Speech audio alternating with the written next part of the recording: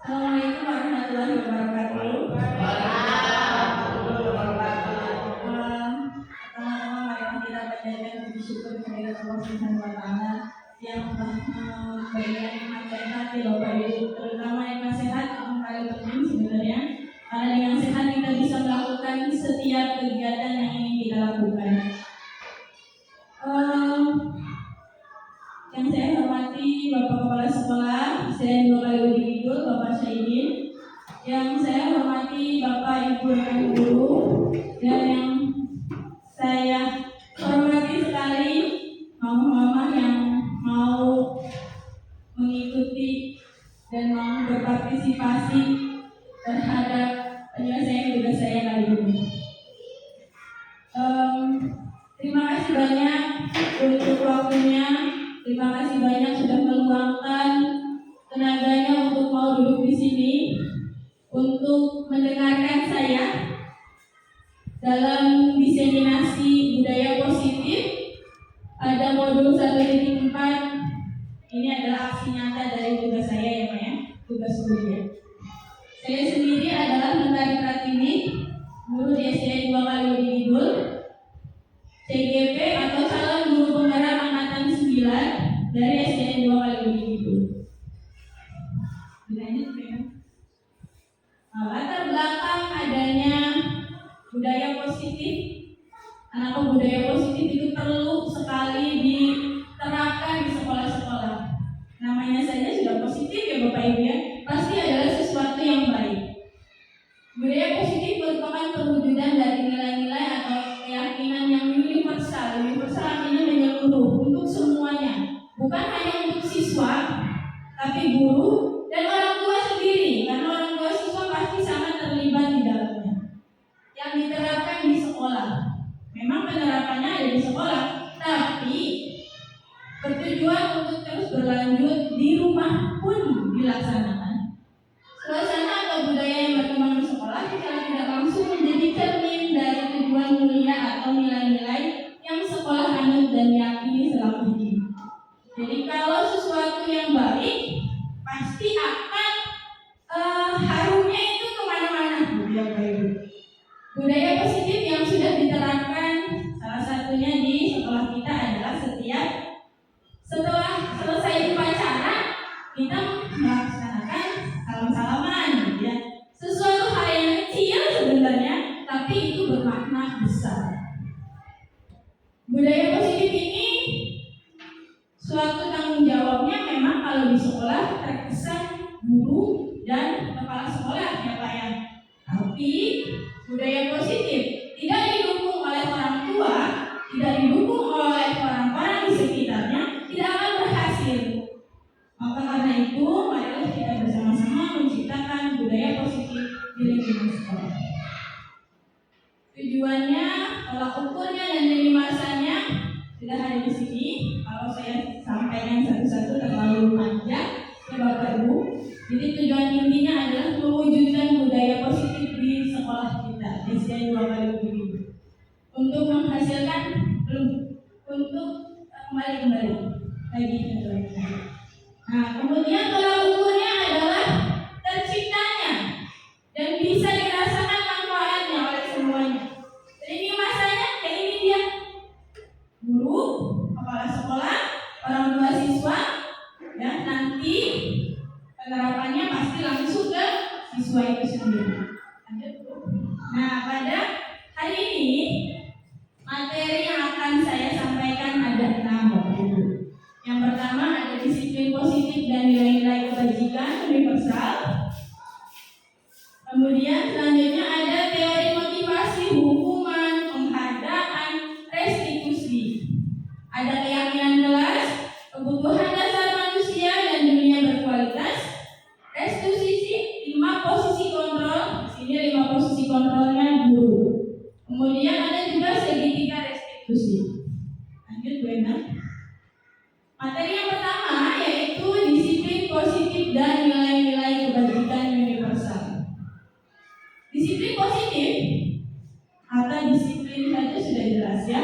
Ini pendekatan pedagogi yang didasarkan pada kekuatan tindakan positif, rasa tanggung jawab, pemahaman, ada dialog, dan penghargaan terhadap hak dan kebutuhan perkembangan dari anak itu sendiri. Karena menurut Ki Hajar Dewantara, seorang guru ada kata-katanya menghamba kepada anak. Menghamba bukan menuhankan anak, bukan. Tapi kita harus menyesuaikan dengan kebutuhan perkembangan anak. Kita di guru SD, perkembangan anak seperti apa yang ada di SD.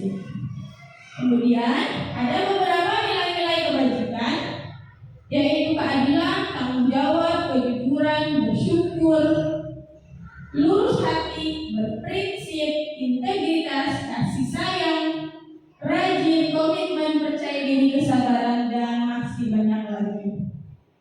Selanjutnya, di sini ada stimulus respon, ada teori kontrol. Kalau stimulus respon, ada timbal balik. Kita mencoba mengubah orang berpandangan sama dengan kita. Menurut Bapak Said, bisa nggak sih kita merubah orang itu berpandangan harus sama dengan kita? Untuk bisa sama berpandangan dengan kita itu bisa saja kita lakukan, tapi tidak bisa sampai 100%. Ada persentase sampai berapa persen ada orang itu bisa berubah, tapi yang jelas bisa kita berubah. Sebab saya kan Nabi gak sih? Kanjeng Nabi itu sambung menyempurnakan akhlak manusia. Jadi sebetulnya bisa saya terima kasih. Jadi kita mencoba mengubah sama persis dengan kita tidak mungkin ya Pak ya. Tapi mungkin berpandangan yang hampir sama bisa saja terjadi. Tapi menurut teori kontrolnya, kenapa tidak kita yang berusaha berpandangan seperti orang itu? Karena kalau misalkan terlalu memaksakan itu tidak baik ya Pak ya. Jadi kita juga berusaha, jangan mau kita dimengerti, tapi cobalah kita untuk mengerti, memahami orang lain. Jadi mulai dari sini jangan jadi orang yang egois. Dan kita juga sama, guru ini jangan berpandangan saya yang paling ideal, tapi tidak. Kita coba pahami murid kita berpandangan seperti apa. Jangan selalu murid harus mengikuti gurunya. Karena kalau murid yang mengikuti kita, murid diajak ke dunia dewasa tidak akan bisa. Tapi kalau kita kembali lagi ke dunia anak-anak, berpikir seperti anak-anak dan meluruskannya, itu akan lebih mudah. Karena kita pernah jadi anak-anak, kita pernah merasakannya. Kemudian perilaku buruk dilihat sebagai suatu kesalahan. Manusia bukanlah orang yang sempurna, Bapak Ibu ya. Jadi pasti seseorang itu pernah melakukan kesalahan, tapi tidak semua yang mereka lakukan itu buruk sebenarnya. Dari teori kontrolnya bahwa semua perilaku memiliki tujuan. Pak Ibnu misalnya melakukan A, kata Bu Deni itu tidak baik. Tapi bagi Pak Ibnu belum tentu itu tidak baik, karena tujuan yang dipikirkan oleh Bu Deni dan Pak Ibnu itu berbeda. Kemudian ada orang lain bisa mengontrol saya. Bisa nggak kira-kira? Bu Haji nih, Bu Haji kalau misalkan dikasih segenggam apa gitu ya, kan ada yang buka, simpan di tangan Bu Haji, pegang. Bu Endang maksa pengen lihat, boleh nggak? Nggak boleh. Kalau Pak Ibu yang lihat juga nggak boleh juga. Kecuali yang memberi Kita tahu ya gitu. Jadi bisa nggak sih orang lain kontrol Bu Haji? orang lain bisa kontrol tapi tidak bisa memblojoli. Memblojoli tidak bisa. Orang lain bisa melihat transparansinya tapi tidak harus telanjang. Tidak harus semuanya gitu ya, Bu ya. Jadi ada batas-batasnya katanya. Jadi kalau orang lain yang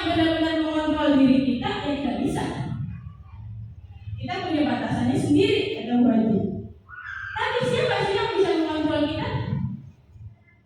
Ya kita. Ya kita sendiri. Kita bisa menentukan Bu Endang boleh lihat apa enggak. Kalau sama Bu Endang boleh lihat, sama Pak Ibu nggak boleh lihat. Ya kita sendiri. Tergantung juga perlakuan dari orang itu yang buat dia. Ya, kita sendiri sebagai kontrol pun. Nah, dari diri sendiri. Pemaksaan ada pada saat bujukan yang gagal. Dari kepala sekolah, Bang Ate, itu besok. Beri esok. Ya dipaksa akhirnya. Karena apa? Bujukan yang pertama kata Pak Saidi gagal. Akhirnya adanya paksaan. Kita juga ke siswa ada kayak gitu nggak? Iya. Beda nama saja. Iya. Cara atau pendekatan yang berbeda. Nah, pendekatannya harusnya yang Bu Haji ya. Iya. Pendekatan orang tua pakai andragogi. Ya tak. Makanya di sini adanya kolaborasi nih Bu Haji ya. Adanya kolaborasi dan konsul yang menciptakan pilihan-pilihan yang barunya artinya. Kolaborasi artinya tidak saya sendiri, berhubungan dengan yang lain juga. Kemudian ada mengajar berpikir menang kalah. Lalu tuh kita juga nanamin siswa gitu. Kalau ada yang menang kalah udah kompetisi katanya gitu ya.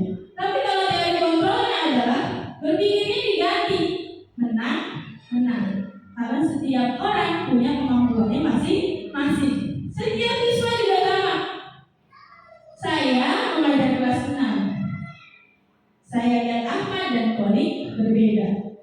Tidak bisa Kolik harus digeret terus matematikanya sama dengan Ahmad. Tidak bisa.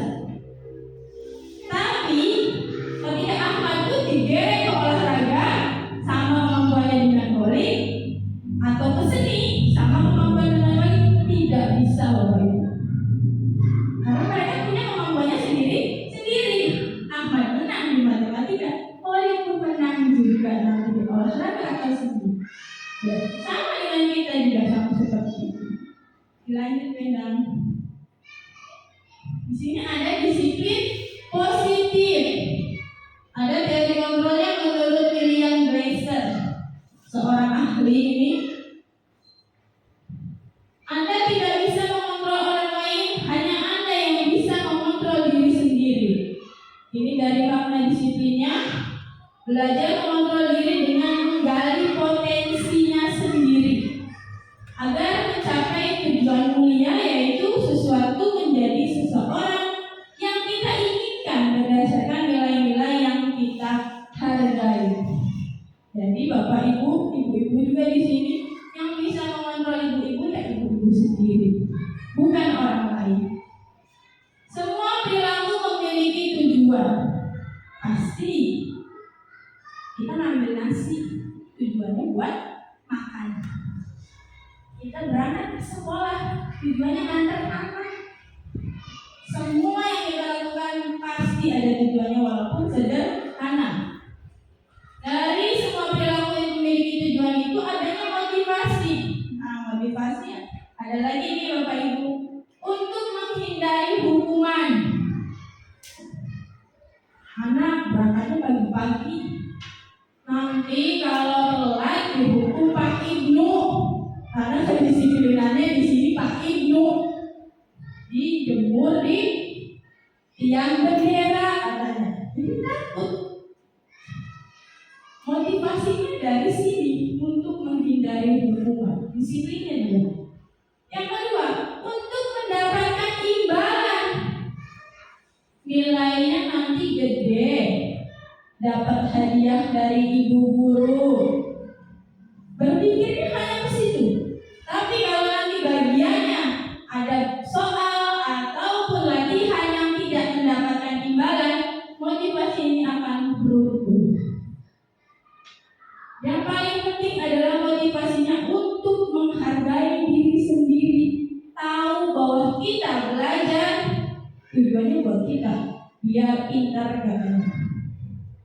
Dari sini, dari nilai motivasi kita ke nilai-nilai kebajikan universal yang tadi, yang banyak itu, Dan diturunkan nanti Bapak Ibu ke keyakinan kelas, bukan peraturan kelas.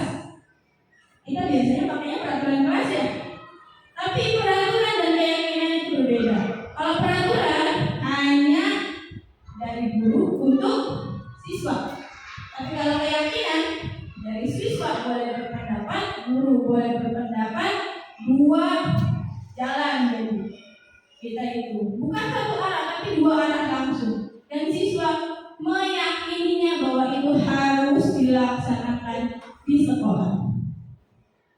Kemudian lanjutkan, ada model berpikir menang kalah, kolaborasi, konsensus, menciptakan pilihan-pilihan baru. Nanti turunnya ke 5 kontrol posisi guru. Ada guru itu sebagai penghukum, pembuat rasa bersalah. Ada guru sebagai teman, pemantau, dan manajer. Posisi-posisi ini akan ada pada saat guru menghadapi kasus siswa berantem misalnya. Guru ini sebagai apa nantinya posisinya? Hanya sebagai penghukum kan? Atau sebagai pembuat rasa bersalah? Atau manajer yang bisa menyelesaikan masalahnya dan tidak merugikan satu pihak? Harus dua-duanya tetap diuntungkan. Kemudian nanti kalau sudah menjadi manajer akan menyelesaikan dengan segitiga restitusi, menstabilkan identitasnya, validasi kebutuhannya, dan menanyakan keyakinan yang ingin dibangun. Mereka kan tahu nanti berantem itu nggak boleh di kelas. Ada di keyakinan kelas. Ketika mereka berantem, kita tanyakan nanti, padahal keyakinannya sudah disepakati bersama-sama. Kenapa masih dilanggar? Itu dia maksudnya. Kemudian dilanjutkan. Ini realitasnya. Kalau kita itu berbeda, kita berusaha memahami pandangan orang lain. Setiap orang memiliki gambaran yang berbeda-beda pula. Ini ada 5 kebutuhan dasar manusia. Kebutuhan bertahan hidup, uang, makanan, dan kalau orang bilang sandang pangan papan lah, gitu nantinya itu. Ada penguasaan ini, jadi kita itu siswa itu merasa ketika dia bisa, dia dapat pujian, sesuatu yang dia lakukan itu menunjukkan ketika dia itu mampu melakukannya. Kemudian ada kebutuhan kasih sayang dan rasa diterima. Biasanya ini punten kebanyakan adalah anak-anak yang kekurangan kasih sayang di rumah. Misalnya ibunya jauh, bapaknya jauh, ya, otomatis dia akan mencari kasih sayang lain di lingkungan yang lain, seperti di sekolah, gitu. Kasih sayang dari gurunya, kasih sayang dari teman-temannya. Ada. Gimana nih? Adanya juga kesenangan. Jadi dia senang aja cara main ataupun apa gitu. Jadi harusnya pembelajarannya juga dengan cara bermain. Dilanjutkan dengan kebebasan. Lanjut beda. Ada banyak sekali materinya sebenarnya. Makna disiplin. Saya langsung aja ke bawah ya Bapak Ibu ya. Makna disiplin yaitu sesuatu yang dilakukan seorang pada orang lain untuk mendapatkan kepatuhan. Ini sesuatu yang telah dirubah, tapi pikirannya jadi menjadi salah sebenarnya. Ya, hanya mendapatkan kepatuhan saja soalnya.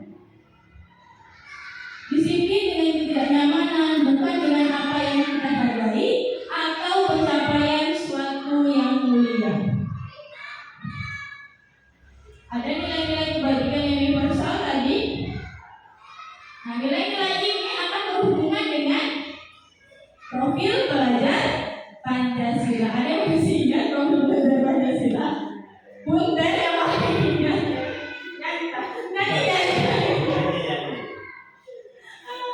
Ada beriman dan bertakwa ya dia.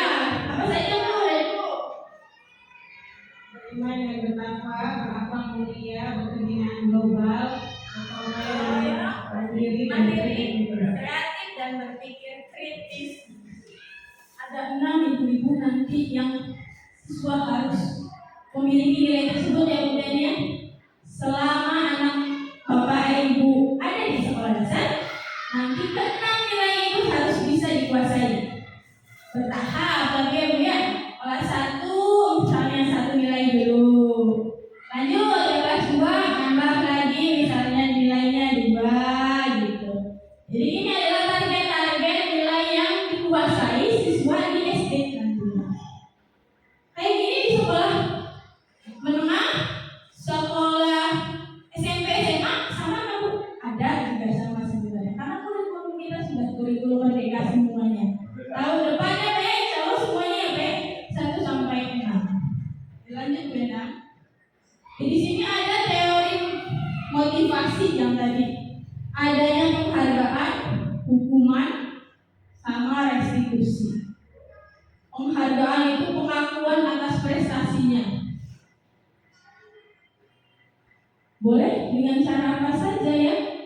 Ngasih sesuatu. Kalau siswa dapat nilai gede harus senang. Misalnya juga dapat hadiah tertentu sudah senang gitu.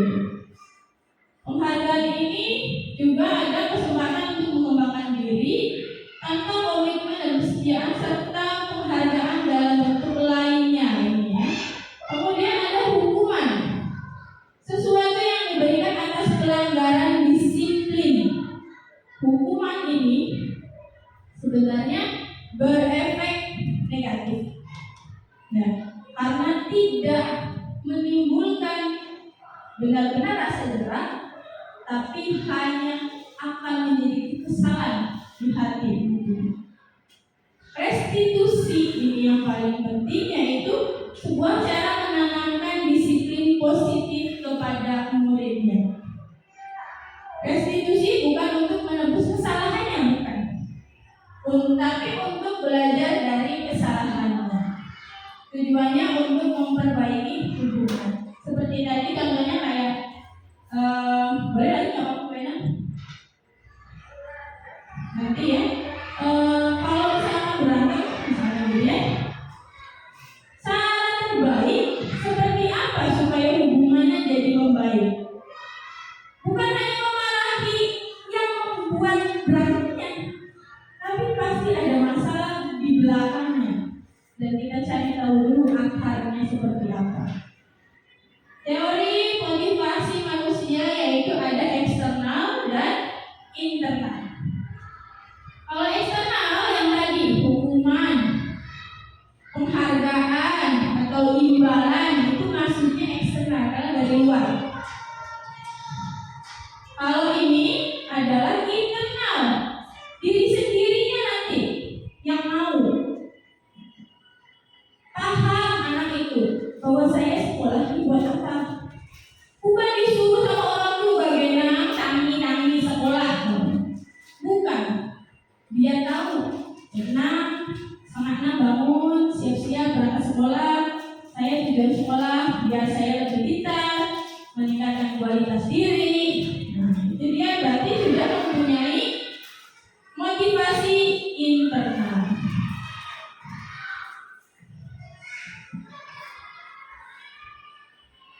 Ya, lanjut Bu Ena.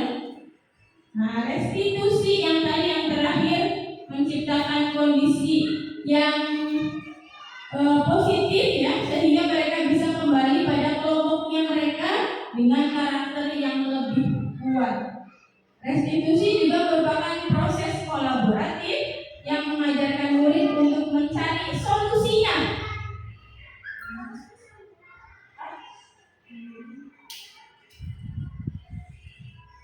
Jadi bukan dari kita, bukan dari guru solusinya. Kita hanya menuntunnya saja. Tapi siswalah yang mencari solusinya bersama. Berantem kan pasti 2 orang minimal. Nanti kalau berantem sendiri ya ibu ya. Berantem pasti minimal 2 orang. Jadi 2 orang ini harus tahu solusi dari berantemnya itu apa. Misalnya karena bukunya dirobek, berarti solusinya apa kira-kira Bu Ena? Kalau berantem bukunya dirobek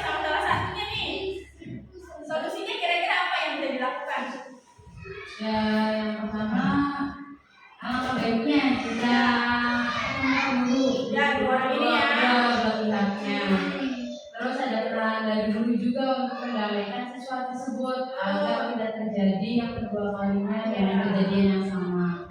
Terus kita juga harus memberi pengetahuan atau pengertian untuk siswa tersebut agar kita itu saling mengerti dan saling menghargai satu sama lain, tidak merusak barang orang lain. Betul semua yang dikatakan oleh Bu Endang ya. Mungkin ditambahkan satu bentuk tanggung jawabnya ya. Kalau misalnya robek, ya berarti siap menggantikan ini yang baru. Jangan selesai di situ saja. Karena kalau misalkan buku yang tidak ada lagi bagaimana? Gitu ya. Jadi ada solusi yang lain bentuk dari tanggung jawab yang seperti itu.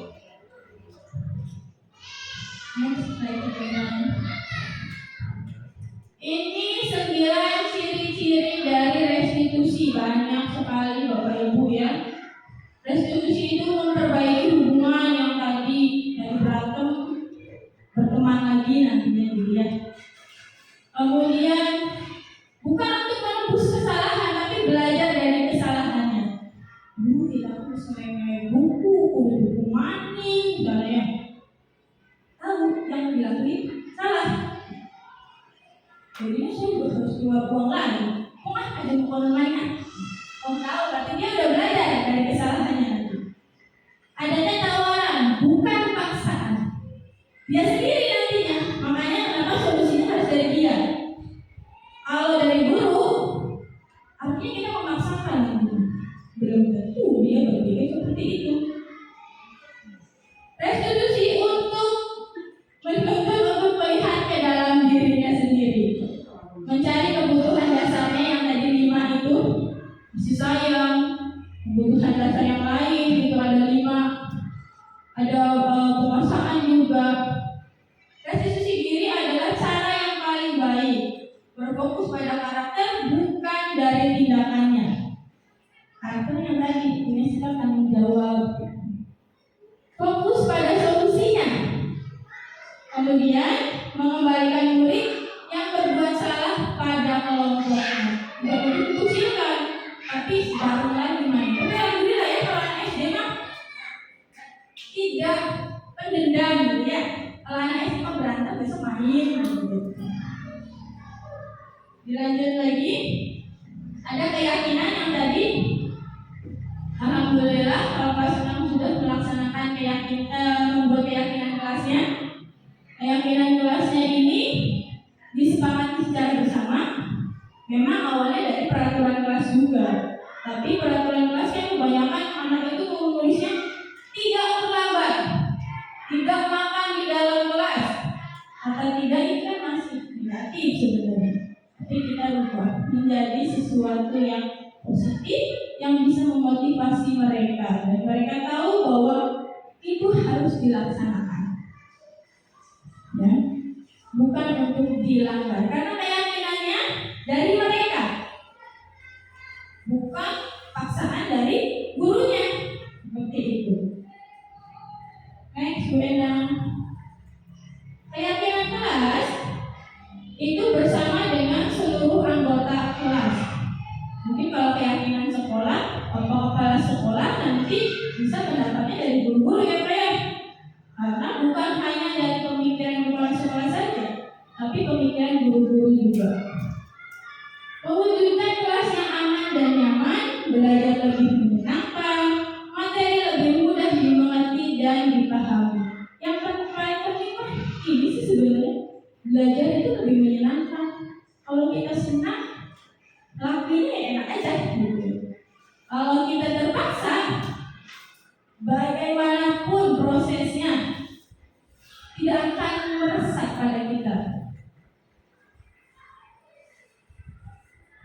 Di mana ada kemerdekaan, di situ ada kedisiplinan yang kuat. Menurut siapa ini? Ki Hajar Dewantara. Ya, bahwa ada kemerdekaan, makanya juga kurikulum yang sekarang itu bukan kurikulum merdeka, karena bertujuannya langsung ke sini, ke bapak pendidikan kita, ya. Kemudian menjunjung tinggi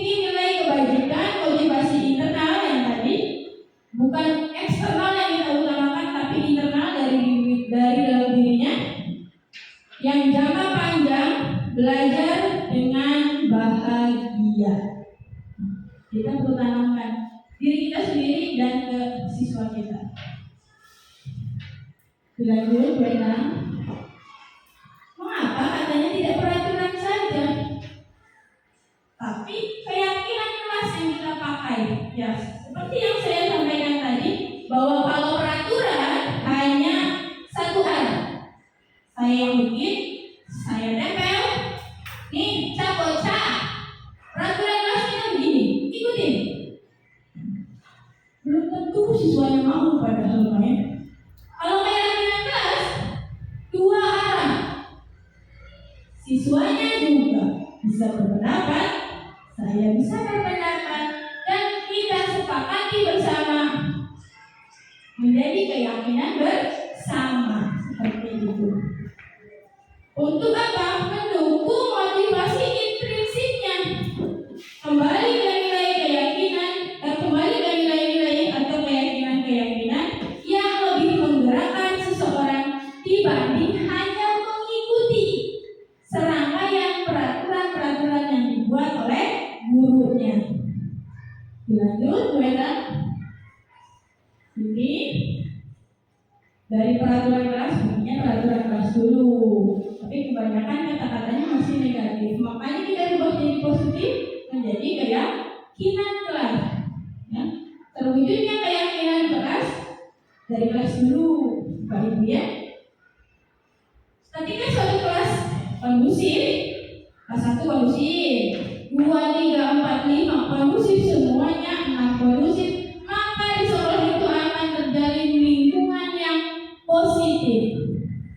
Setelah terjalin lingkungan positif, akan muncul juga budaya yang positif seperti itu. Jadi dari hal yang kecil. Yang mana yang merupakan keyakinan kelas? Yang mana karena Pak Giri Bapak Ibu?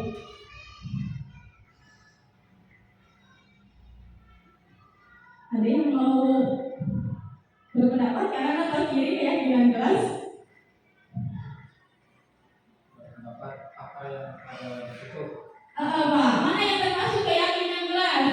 Kiri atau kanan? Karena harus melibatkan semuanya kalau keyakinan kelas, bukan siswanya saja, tapi gurunya juga. Kiri apa kanan? Kiri apa kanan? Masih sampai kaget kok Pak Ibu. Kanannya Pak. Kanan. Kiri apa kanan? Kanan kita sih. Karena itu sebenarnya sudah menunjukkan yang warna hijau itu sebuah keyakinan. Yang ini loh Pak, yang ini. Iya, yang menunjukkan tuh. Iya. Iya. Pakai kiri. Pak Ibu kanan. Pakai kiri. Bu Haji Kanan. kanan. Berarti kanan katanya. Masa lupa. Pak Saidi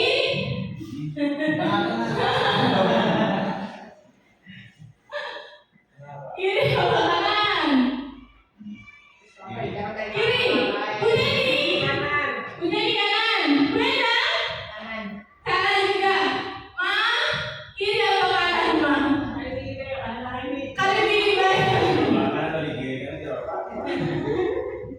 Datang tepat waktu mengucapkan salam. Siswanya itu apa gurunya juga? Siswa. Semua. Siswa. Ada nggak keterangan di sini siswanya saja? Nggak ada. Artinya ini dua-duanya, semuanya bisa. Bahkan orang tua pun bisa. Ya, tapi semuanya diminta. Kami guru dan murid yang saling menyayangi. Apakah orang tua tidak saling menyayangi? Apakah bahasa ini juga tidak boleh menyayangi muridnya? Tidak boleh. Ada boleh kelas guru saja dan murid? Boleh Bapak ya. Menjaga kebersihan sekolah ini melibatkan juga semua orang. Kalau muridnya buang sampahnya di tempatnya, gurunya buang sampahnya di tempatnya, orang tua yang dulu buang sampahnya asal-asalan misalnya nih. Ya, apakah lingkungannya akan baik? Tidak kan? Nah, makanya di sini menjaga kebersihan sekolah tugasnya semuanya berdagang juga sama, ya. Kami murid yang semangat belajar. Dan guru mah semangatnya deh mengajar gitu ya. Jadi gak masuk ke situ. Apakah guru tidak pernah belajar dari murid? Pernah. Bapak Ibu. Banyak hal yang saya pelajari dari murid-murid saya selama berapa tahun saya di sini? 4, 5 ya, mau ke 5. Aktif dalam pembelajaran. Aktifnya memang kalau guru hanya sebagai fasilitator sekarang kebanyakan. Siswa yang diminta untuk aktif, tapi guru harus aktif menyiapkan pembelajaran. Kayak siapa ya kemarin ya? Guru belum merdeka bawanya macam-macam ya budenya. Gak bisa kita aja bawa spidol 1 sama penghapus dan guru kurikulum mereka itu bawanya harus seabrek Bapak Ibu. Nyiapinnya harus banyak karena disesuaikan dengan karakteristik siswanya. Misalnya nih, Wisnu, Wisnu memang dia kalau belajar sukanya dulu.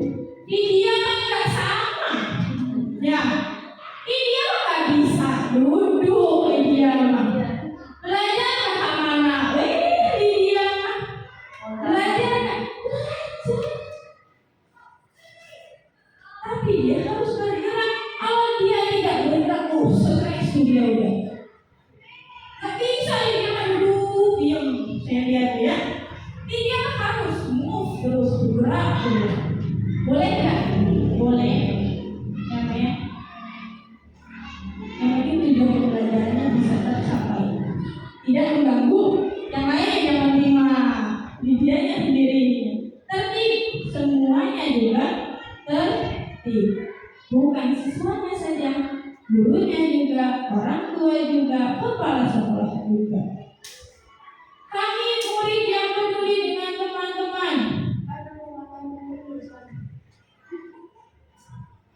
Di sini, ya katanya tadi keyakinan kelas tadi, ya. Kalau ini sudah termasuk keyakinan sekolah, ini menyeluruh. Kalau yang sini fokus kepada kelas. Jadi yang kita pilih adalah yang kanan, ya begitu. Positif memang ini.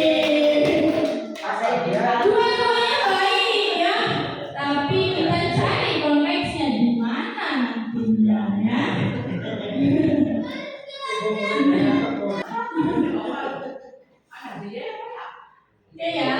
Oke ya, dilanjut lagi Bapak Ibu ya. Kegiatan pendalaman keyakinan kelas itu bisa melalui tabel T dan Y katanya di sini. Kalau ini tabel T, ini tabel Y. Nanti kalau di tabel T itu ada kata tampak seperti dan tidak tampak seperti. Kalau tampak seperti ya yang dilakukan guru mengajar misalnya gitu. Tidak tampak seperti guru menyelesaikan tugas siswa gitu. Tidak dilakukan gitu di sininya. Tabel Y sebenarnya hampir sama seperti tabel T, hanya penempatannya saja yang berbeda. Terlihat, terdengar, berperilaku. Jadi hanya yang bisa dilihat, yang didengar, dan perilakunya seperti apa. Beda. Next.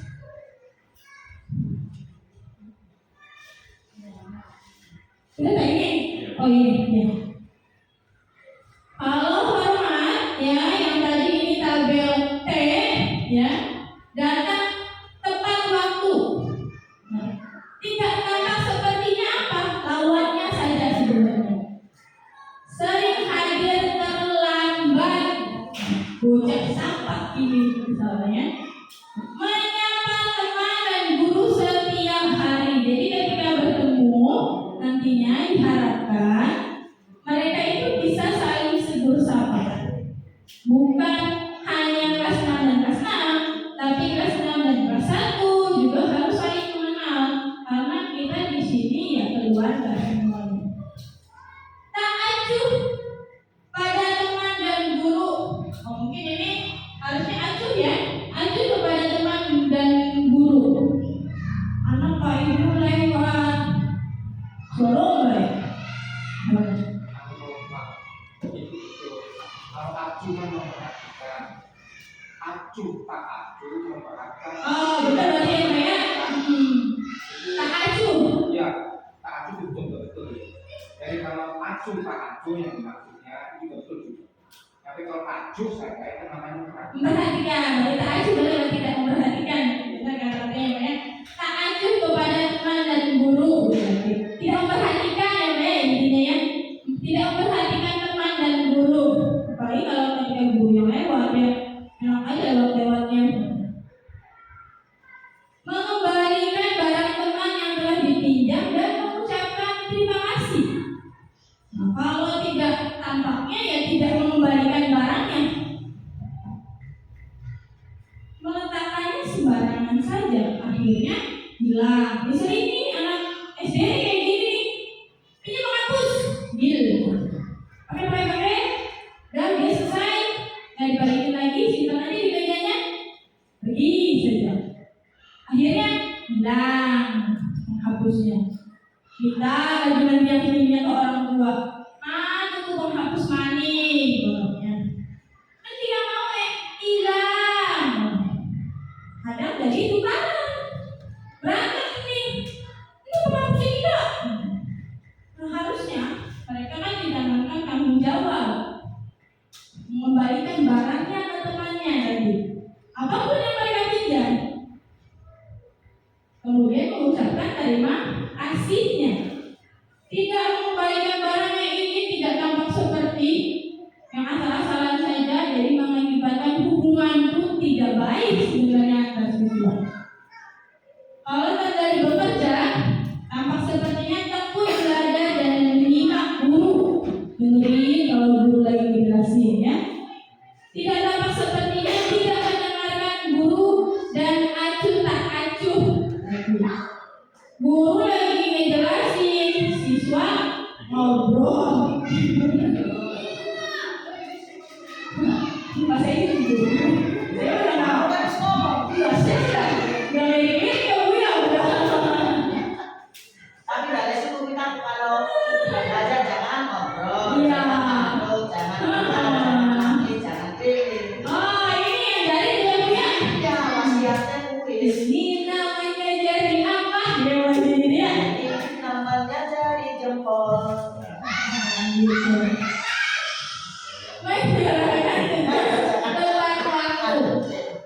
Kalau tak tampaknya tugasnya yang nggak diberikan, tidak dikumpulkan.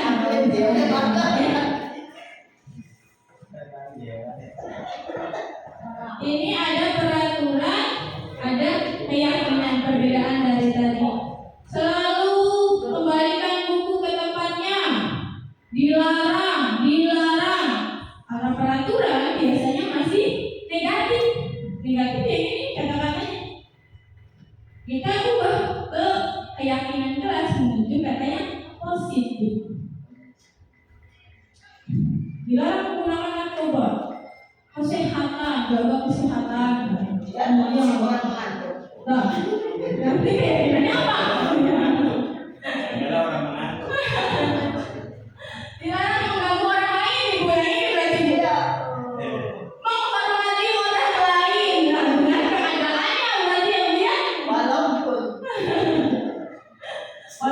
lagi naik sepeda. Kebutuhan dasar dan kebutuhan manusia dan dunia berkualitas. Ada 5 kebutuhannya, ya, yang seperti yang tadi bertahan hidup, kebanyakan berhubungan dengan sandang pangan papan, uang juga. Makanya kadang ada juga yang misalnya anak itu mengambil barang milik temannya misalnya gitu ya, hapus, pensil, buku, ini kebutuhan bertahan hidup yang dia butuhkan sebenarnya. Karena apa? Karena yang dia butuhkan mungkin dia nggak ada uangnya buat belinya. Makanya dia ambil dari temannya. Nah, apa dipain ini sendiri ya? Asal ngomong kayak maksudnya izin dulu ya. Kalau misalnya kayak ini dulu ya sama aja perbuatannya salah gitu ya. Kebutuhannya juga yang kedua adalah kasih sayang dan rasa diterima. Seperti yang saya jelaskan tadi bahwa kebanyakan ini adalah kurangnya kasih sayang di rumah Bapak Ibu. Jadi dia mencari kasih sayang di tempat yang lain, bahasa ini. Karena bahasa ini bukan bahasa ini yang kurang kasih sayang di rumah.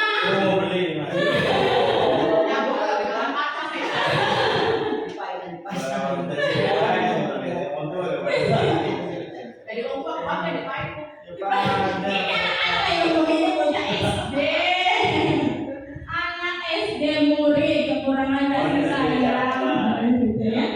Kemudian adanya kebutuhan kebebasan, terlalu keras biasanya, ya banyak tekanan yang menjadinya di rumah seperti itu, di sekolah seperti itu, guru saklek, udah gue dodok ke bawah, awas kalau gerak.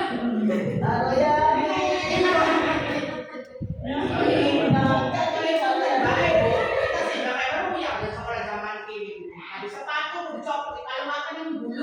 Ya, ada aja loh.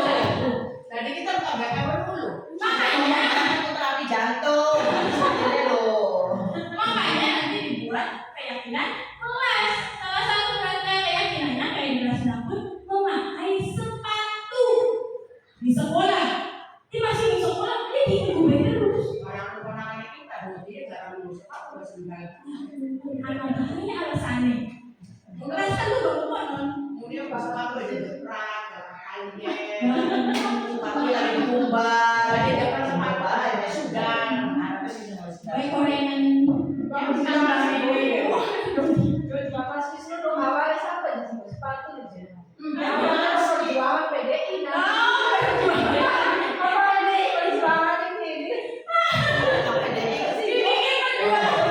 Wayang sing aku sepatu musuh aja. Orang tuh sendal bahan di sekolah. Waduh, kamu tetap dari sendal ya caranya. Pakai sepatu kan? Lanjut lagi, ini ada kebutuhan kesenangan, hiburan. Dia butuh hiburan, jenuh. Misalnya menghadapi pembelajaran begitu terus, diulang-ulang, mau kolon baik. Kita lolok guru ngomong. Butuh kan siswa itu sebenarnya sesuatu yang lain, kegiatan yang lain. Makanya dari dia belajar di luar kelas, mengamati itu bisa menurut waktu. Coba hitungan. Mereka kan bergerak. Orang punya kelas kayak gitu. Sesuatu yang sederhana, gampang dicari nanti. Ada penguasaan, ada kebutuhan dasar penguasaan itu ingin jadi kalau bisa dia itu pengen ada penghargaan, ada rewardnya dari gurunya. Bukan hanya udah cuma ngomong doang, pintar temen aku no kerjaan kalau pengen nanya deh bisa. Senang kalau saya gabung dipakai kolom lagi. Asal anaknya misi. Paman itu problem sesoal problem di soalnya kan satu sewu Bapak Ibu. Aku ada sebulan beda yang sederhana saja, yang sederhana. Tidak perlu dengan uang, tidak perlu dengan benda terus. Banyak hal yang bisa kita lakukan dan kita berikan ke siswa. Lanjut dengan 5 posisi kontrol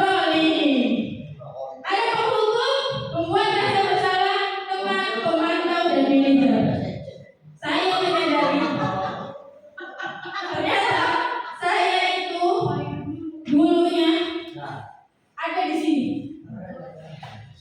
Saya itu masih di posisi penghukum. Kontrol apa? Kontrol sawah, kontrol desa, kontrol sekolah, kontrol Wis desa. pasti ada konten manusia nih biar sampai rumah.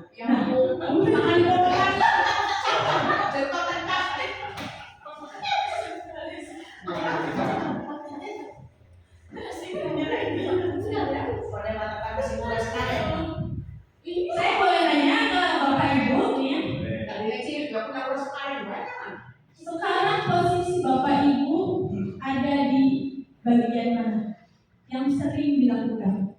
Kalau saya sendiri, dulu itu saya masih sering di penghukum. Ya, kalau siswa, kalau sedikit, bergaji aku orang satu, ngomong kayak, terus orang sepatu kayak mana akan bersih sampah? Itu kan penghukum. Kita tidak menanyakan, tidak konfirmasi, tidak mencari solusi, hanya langsung memberikan hukuman saja ke siswanya. Kalau membuat rasa bersalah, kata-kata kitanya itu sebenarnya membuat siswa itu merasa bersalah kalau tidak melakukannya. Beca, ada ribut sisa, kok ibu siapa dirasa ini? Itu membuat rasa bersalah. Jadi mereka merasa bersalah kalau mereka nanti komentarnya katanya dimarahin. Kalau sebagai teman, kata-katanya lebih non formal kebanyakan. Ya. Kalau pemantau kita hanya melihat saja. Bocah ribut, pakai pacar, ribut, ya wis. Ya, kayak, wis, rasa bodoh. Karena kita cuma sebagai pemantau saja. Beda dengan sebagai manajer. Kayak tadi, itu benar ada beberapa tahapan tadi yang siswa berantem sampai menemukan solusinya bersama-sama, hubungannya baik. Tapi artinya kita sebagai manajer. Nah, coba saya tanya Bapak Ibu ada di posisi mana? Idealnya pasti di sini. Mencapai sini tidak bisa cepat. Dan kadang-kala kita pun masih menerapkan tempat yang lain, ya. Tapi saya sendiri, saya mengakui bahwa saya kebanyakan masih ada di posisi penghukum. Baik, loh. Banyak bisa dari manajer. Manajer ini guru posisinya guru nih. Sekali bisa. Contoh ada siswa sepatunya bolong. Ya. Kenapa kamu bokeh ini sibuk? Banyak surat baik. Saya sebelumnya sedang saya tinggal tapi bagaimana itu solusinya Bapak Ibu? Nah, ada punya solusi. Saya kira-kira Bapak Ibu itu ada di posisi kontrol yang mana selama ini? Ya?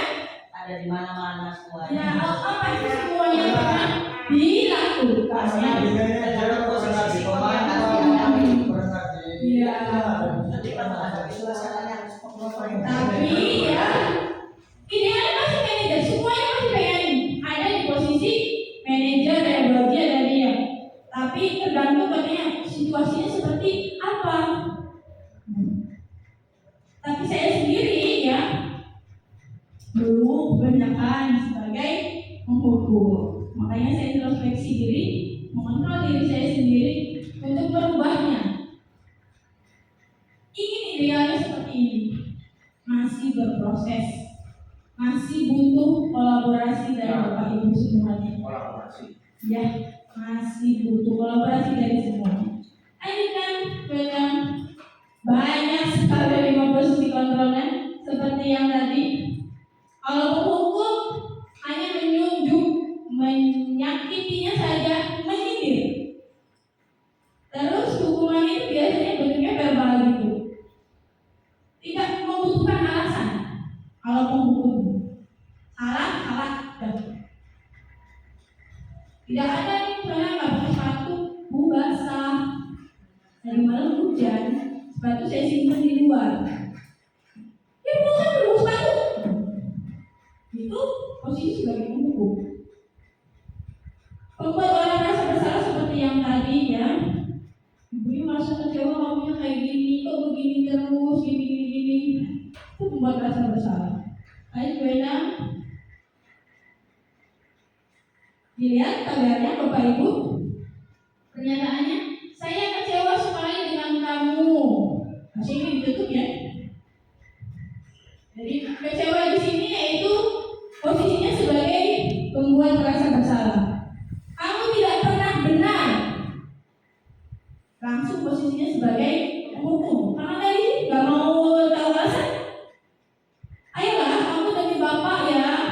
Ayolah, kamu demi Bapak ya. Ini bahasanya tidak formal. Kita sebagai teman gurunya itu. Apakah kamu mau mendapatkan stiker bintang hari ini? Hanya menanyakan saja. Ini sebagai pemantau. Bagaimana kamu bisa menyelesaikan masalah ini? Nanya lagi. Bukan pemikiran gurunya saja. Saklek. Wis mana ya oke, kapan? Tekan yang ngomong. Maafannya di dalam obat bocah apa pada? Agak bunga kan bocah bunga. Tidak menyelesaikan masalah.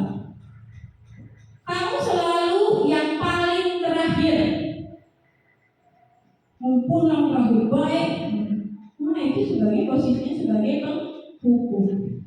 Dilanjut. Ada segitiga restitusi. Ini proses untuk menyelesaikan kasus-kasus di sekolah. Ada 3 langkahnya, yaitu menstabilkan identitasnya, nanya dulu Bapak Ibu, masalahnya itu apa sebenarnya.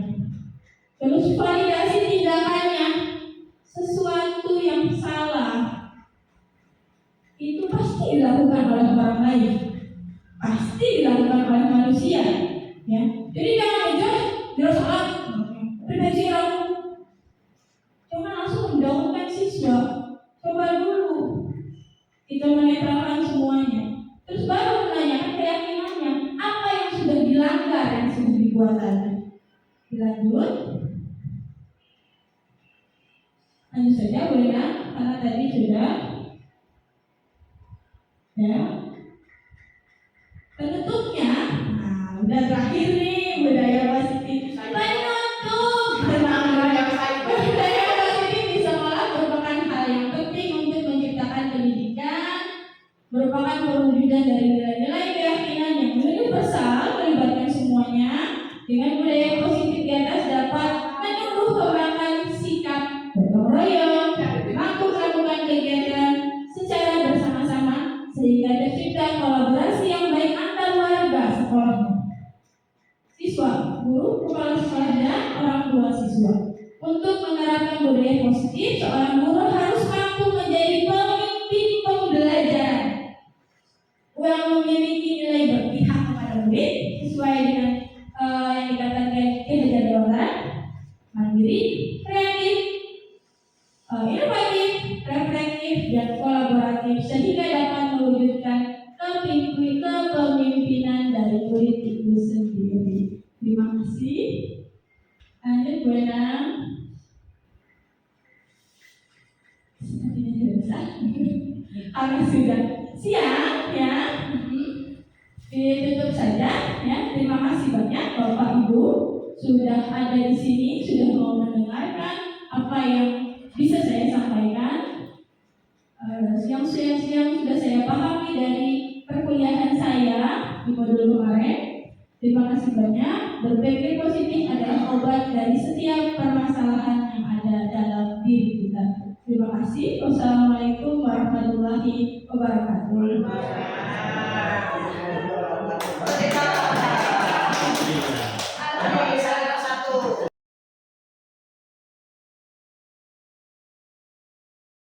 Assalamualaikum warahmatullahi wabarakatuh. Waalaikumsalam warahmatullahi wabarakatuh. Kegiatan hari ini kita akan membuat keyakinan kelas. Keyakinan kelas itu sebenarnya hampir sama dengan peraturan kelas. Tapi bedanya kalau peraturan hanya dibuat oleh ibu untuk kalian. Tapi kalau keyakinan kelas kita buat secara bersama-sama.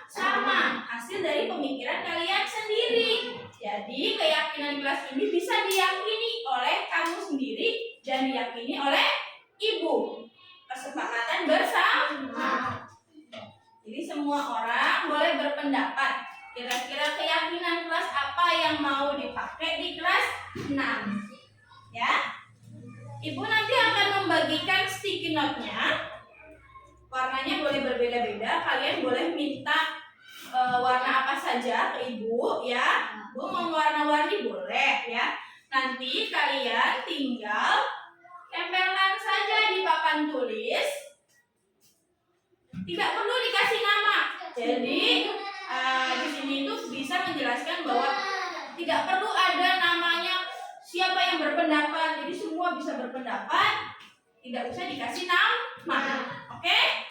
Paham ya? Sebanyak-banyaknya peraturan yang ingin kamu buat di kelas. Ya, nanti dari peraturan ini kita akan membuat keyakinan kelas. Paham? Paham. Di Viro mau warna apa saja? Warna-warni, 3 warnanya. Warna-warni. Kalau kurang nanti tinggal bilang ibu ya. Boleh. Kita sing sama hijau aja. Boleh jadi gua. Orange. Orange. Dua boleh. Lanjut. Orange semua. 2 dulu, apa 3? 3. Angkat. Warna-warni.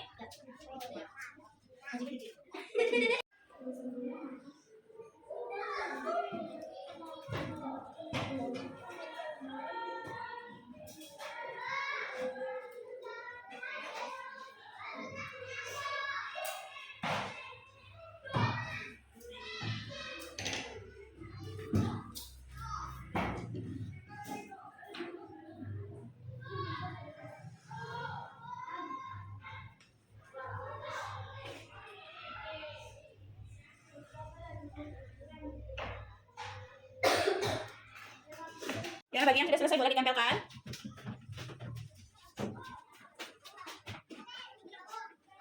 Dekat aja enggak? Berdekatan di situ jadi satu. Ya, dekat-dekatan aja enggak apa-apa. Kebalik enggak? Kebalik ya? Dekat aja, Mat. Ya.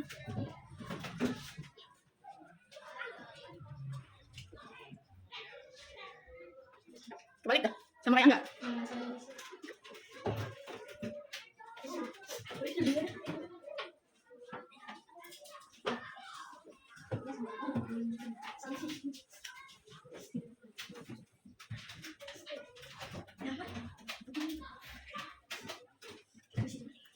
Terima kasih kalian sudah membuat peraturan kelas ya. Ini sudah banyak sekali. Ibu nanti akan bacakan satu persatu ya. Ini peraturan kelas. Peraturan kelas. Peraturan kelas ini nanti akan kita ubah menjadi keyakinan kelas dengan cara kalimat yang masih negatif akan diubah menjadi kalimat positif. Apa sih Bu kalimat negatif? Kalimat negatif itu kalimat yang melarang-melarang, tidak boleh, dilarang. Itu sebenarnya masih kalimat negatif. Kita akan merubahnya menjadi kalimat positif. Jadi kalau dilarang kan adanya keterpaksaan ya. Citra dilarang makan. Terpaksa nggak makan. Nggak boleh sih? Ya. Nanti nih contohnya kita ambil yang atas dulu. Dilarang bolos sekolah. Ya. Berarti kalau dilarangnya ini kita ganti ya. Berarti rajin sekolah. Benar nggak itu lawannya? Jadi aturannya harus rajin sekolah. Rajin sekolah. Oke, ini sudah yang ini. Dilarang membuang sampah sembarangan. Ini masih kalimat negatif. Kalimat positifnya apa berarti? Membuang sampah pada tempat sampah. Membuang sampah di tempatnya ya.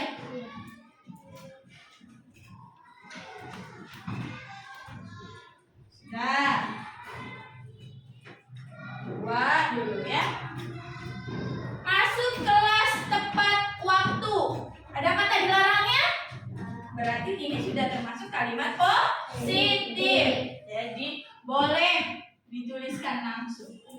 Masuk kelas tepat waktu.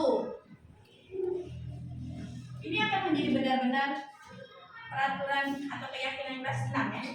Ini ya.